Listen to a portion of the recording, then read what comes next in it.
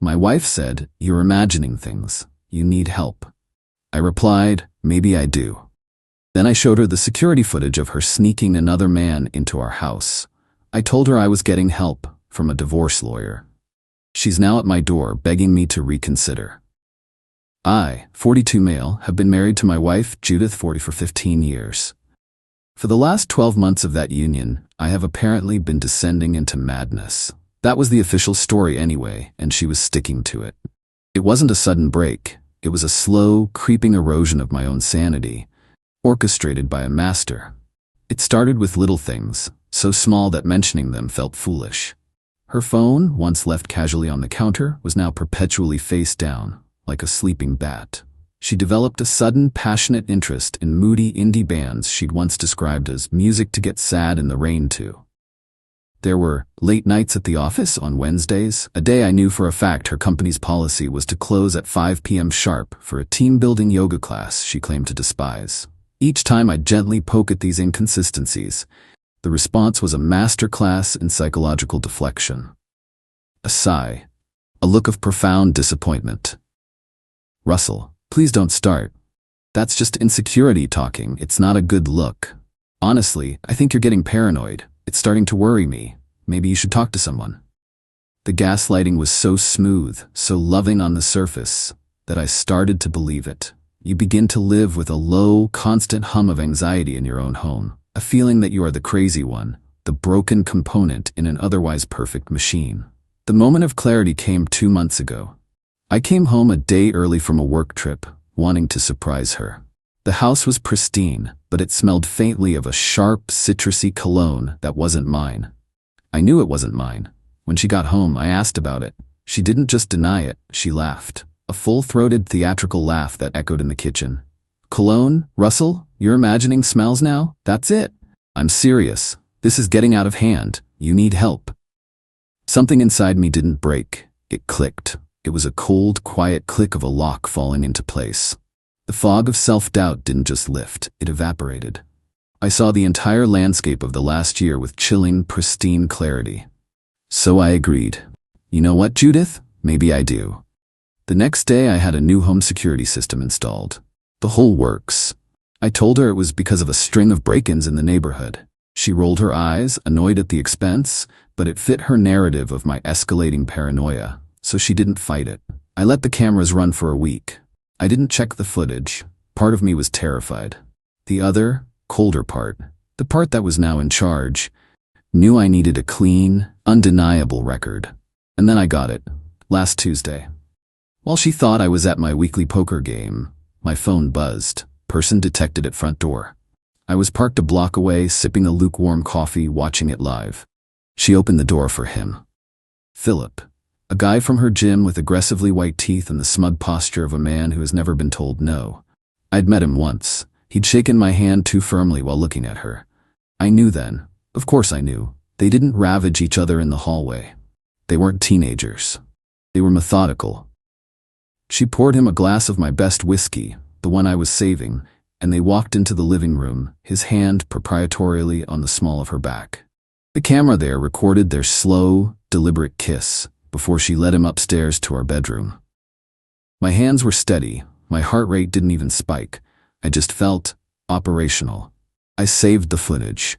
Cloud, 2 separate hard drives, one in a safe deposit box. I waited until last night. She was in the kitchen, giving me the worried wife speech again. "I'm just so worried about you, Russell," she said, her voice a perfect symphony of condescending pity. "You're imagining things. You really, really need help." I looked straight at her. "You know what, Judith? Maybe I do." I turned my tablet around on the kitchen island and pressed play. It was the living room footage. Crystal clear. Her face went from confusion to annoyance, then to a dawning, sickening horror. Finally, it settled into the blank mask of someone whose entire world has just been deleted. "I told her I was getting help," I said, my voice perfectly level. "From a divorce lawyer. I spoke to him this afternoon. He was immensely helpful." I slid a formal notice across the island stating she'd be hearing from my counsel. I told her I had packed a bag for her. It was by the front door. She tried to speak, to pivot, to attack. "You spied on me?" But the logic was inescapable. She left. Update 1. Thank you for the comments. It's like having a silent, supportive jury. I didn't answer the door. I just watched her cry on the monitor until her performance ended and she left.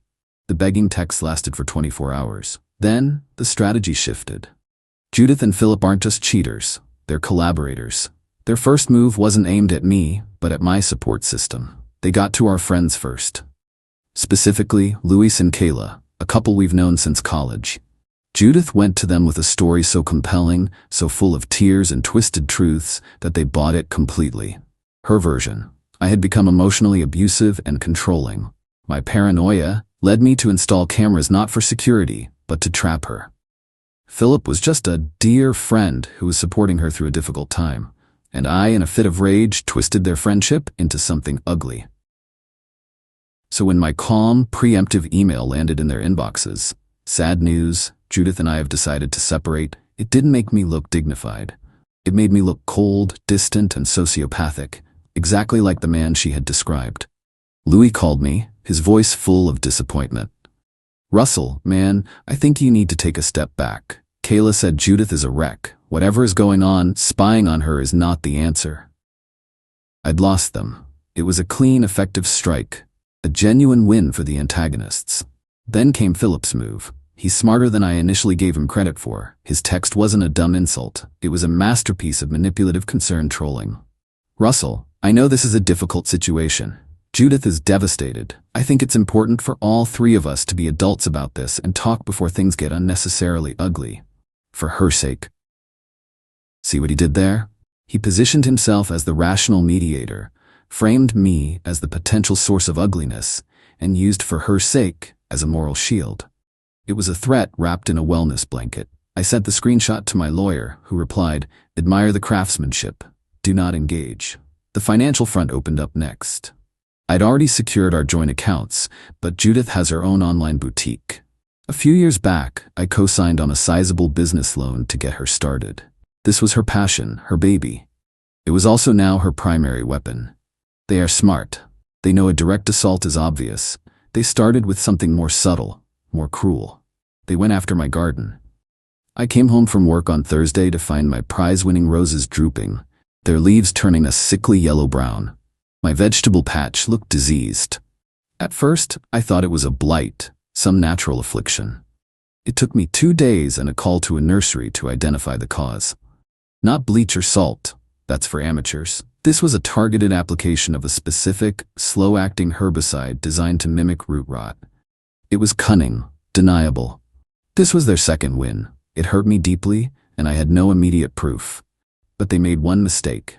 They enjoyed their work too much. My doorbell cam, set to high sensitivity, recorded a car, Philip's car, driving past my house at 2 a.m. on the night I now suspect the herbicide was applied. It didn't show them doing anything, just cruising by. On its own, it was nothing, but it was a thread. I filed a police report for destruction of property. I told the officer about the ongoing divorce and my suspicions. I showed him the clip of the car. He was sympathetic but blunt. "Sir, without more, this is just a car driving down a public street. I can file the report, but I doubt it will go anywhere." It felt like a loss. But what I was doing wasn't building a criminal case. I was building a file. Every move they made, every lie they told, every piece of cruelty, it all went into the file. They thought they were playing checkers. They didn't realize my game was evidence curation. Update 2. Welcome to the slog. This part of the war isn't fought with dramatic confrontations, but with emails, phone calls, and certified mail. It's a war of bureaucratic attrition, and I'm discovering I have a real talent for it. First, the loan. As expected, Judith intentionally defaulted, 2 payments missed. The formal letters started arriving. My credit score took a gut-wrenching hit. This was their big play, the one they thought would force me to the negotiating table. I booked an appointment with the bank manager. I wore a suit. I brought my file, which was now thick enough to stop a small caliber bullet. It contained the divorce filing, the police report about the garden, however circumstantial, a printed log of Judith's increasingly erratic texts, and a detailed timeline. I didn't go in angry. I went in as a partner in problem solving. "This is not a standard default," I told the manager. "This is a coordinated, malicious act of economic sabotage designed to inflict financial harm during a legal dispute. I have documented a pattern of harassment. I need to know the bank's procedure for dissociating a cosigner in a case of documented financial fraud. The word fraud changed the room's temperature. The manager's expression went from weary to laser-focused. It's a long, arduous process, but the bank has now opened an internal investigation. Her power move just gave my lawyer the centerpiece for his argument of economic dissipation of marital assets. But they didn't stop there. Their next attack was more modern, and in some ways, more insidious. They came after my reputation online. I have a professional profile on a networking site related to my field. We don't need to get into specifics, but it's a place where reputation is key. Over the course of 1 week, my profile was review-bombed. A dozen one-star ratings and scathing reviews from anonymous profiles popped up. They were cleverly worded, not making direct accusations but asking questions. Is this person trustworthy? Had a very negative interaction, felt he was unstable. Doesn't seem to handle pressure well. It was a ghost attack, untraceable but devastating. It was designed to validate the exact narrative they were pushing in our social circle. It was Philip's work, I could feel it. It had his slimy, indirect style. This was their third win. It impacted my professional standing and caused me genuine stress.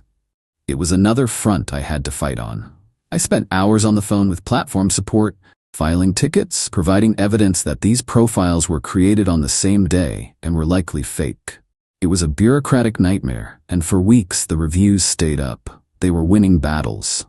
The friends they'd poisoned against me, the hit to my credit score, the public stain on my professional profile. They were causing real significant damage. They were methodical.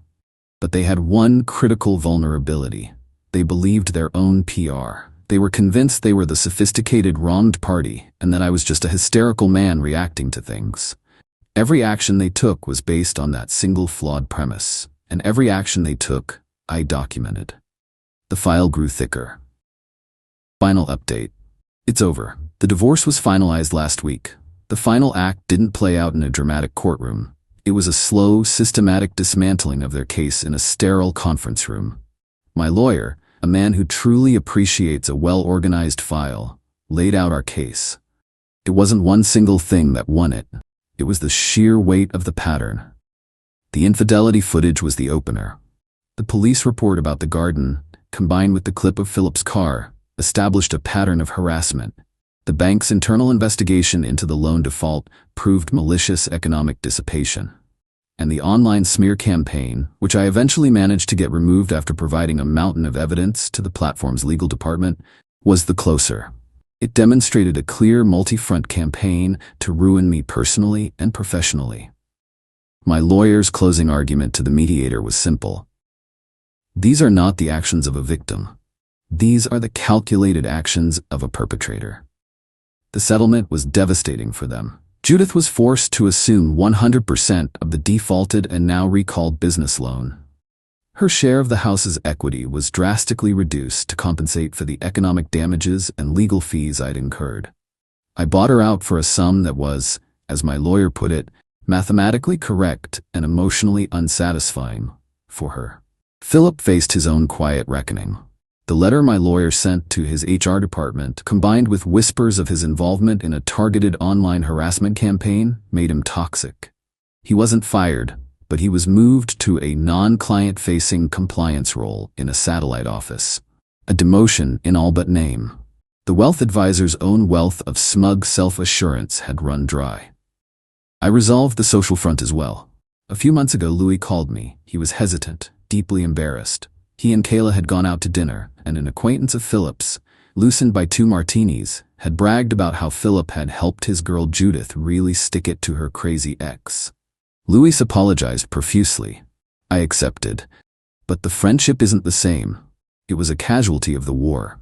You learn who your real allies are not when times are good, but when the propaganda machine starts spinning.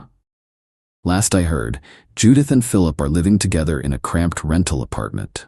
Their grand passion, born in the thrill of secrecy, is apparently withering under the harsh glare of financial strain and shared failure. They still blame me. I am the villain of their story, the evil mastermind who ruined their lives. That used to bother me, but it doesn't anymore. Their entire strategy was based on me being the hysterical, emotional wreck they tried to create. When I wasn't, they had no plan B. They were playwrights who only wrote one character, and I refused to say the lines. And me? I'm here. The fight took more out of me than I like to admit. It was 6 months of relentless vigilance. But the silence in my house is no longer a source of anxiety. It's just peace. I rebuilt the garden. I had to excavate the poisoned soil, section by section, and replace it with fresh, clean earth. It was hard, back-breaking work. I planted new roses. In the exact same spot as the old one, I planted a new Japanese maple. It's small, just a whip of a tree. But it's alive. Yesterday, I was sitting on my front steps with a coffee, looking at it. The scars of this past year are there, but they are part of the landscape now, not the whole view. I got help, just like Judith said I should. I have a good lawyer, a great therapist, and an exceptional security system. They thought they were burning my life down. They didn't realize they were just clearing the land for new growth.